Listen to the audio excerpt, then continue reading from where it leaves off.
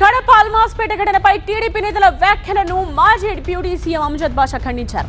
కడపలో గతంలో ఎప్పుడూ ఇలా జరగలేదు అన్నారు అమ్జద్ బాషా. ఈ ఘటనను వైసీపీకి అంటగట్టే ప్రయత్నం టీడీపీ చేస్తోంది అని అన్నారు. కుల మతాల మధ్య చిచ్చు పెట్టి లబ్ధి పొందేది చంద్రబాబు అన్నారు అమ్జద్ బాషా.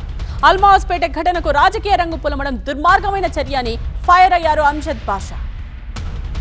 రోజు మన రాష్ట్రంలో మన దౌర్భాగ్యం ఏమంటే మరి ఈరోజు ఈ కూటమి ప్రభుత్వం చంద్రబాబు నాయుడు గారి నేతృత్వంలో మరి ఎక్కడ రాష్ట్రంలో ఏం జరిగినా కూడా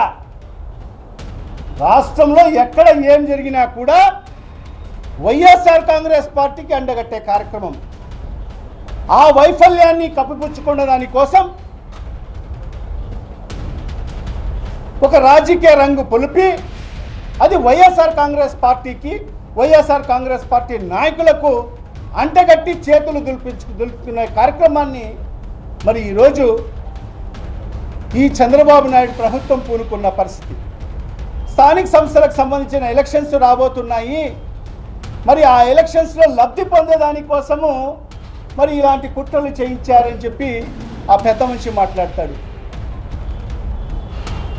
నిజంగా కడప నగరంలో వైఎస్ఆర్ కాంగ్రెస్ పార్టీకి ఆ దుస్థితి లేదు. అలాంటి నీచ రాజకీయాలు చేసి లబ్ధి పొందాల్సిన అవసరం అంతకన్నా లేదు ఇక్కడ.